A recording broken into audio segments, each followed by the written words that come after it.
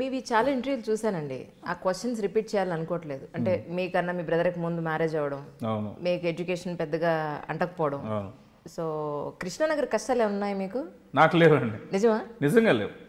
ఎప్పుడు నేను ఫస్ట్ స్టార్టింగ్లో మధు ఇన్స్టిట్యూట్లో ఫస్ట్ నేను జాయిన్ అయ్యానండి. అప్పుడు నేను ఫస్ట్ మా నాన్నగారికి శరత్బాబు ఫ్రెండ్.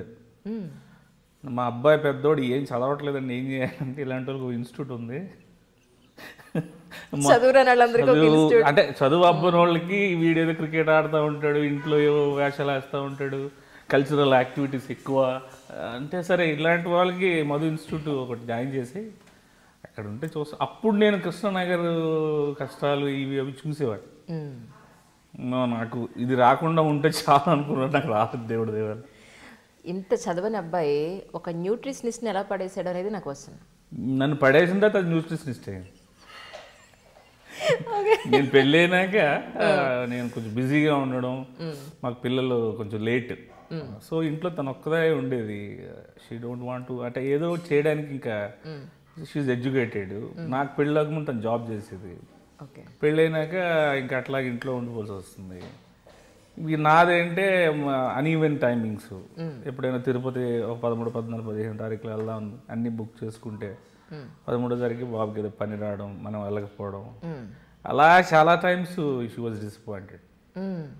సో అప్పటి నుంచి దానికి ఇంకా ఎక్కడికైనా వెళ్దామంటే వెళ్ళినప్పుడు చూద్దాంలే, వెళ్ళిన తర్వాత కదా అట్లాగా అలాగా అది ఫీడ్ అయిపోయింది.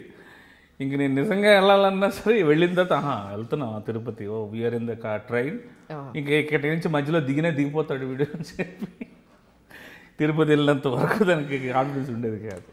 ఆ టైంలో she want to do something. ఇప్పుడు బిఎల్సిసిలో తను జాయిన్ అయ్యి 1 year ట్రైనింగ్ తీసుకొని తర్వాత జాబ్ అప్లై చేసి జాబ్ చేస్తాను. అంటే మీరు యాక్టింగ్ ఇన్స్టిట్యూట్లో యాక్టింగ్ నేర్చుకున్న తర్వాత ప్రభాస్ గారికి అసిస్టెంట్కి ఎలా వెళ్ళగలిగారు? ఆ జర్నీ ఎక్కడ చూడలేదు నేను. ఇక్కడ మధు ఇన్స్టిట్యూట్ అయిపోయిందండి. సో ఐఎమ్ ట్రయల్స్లో ఉన్నాను. ఎక్కడ చూసినా మనకు అవకాశాలు రావట్లేదు.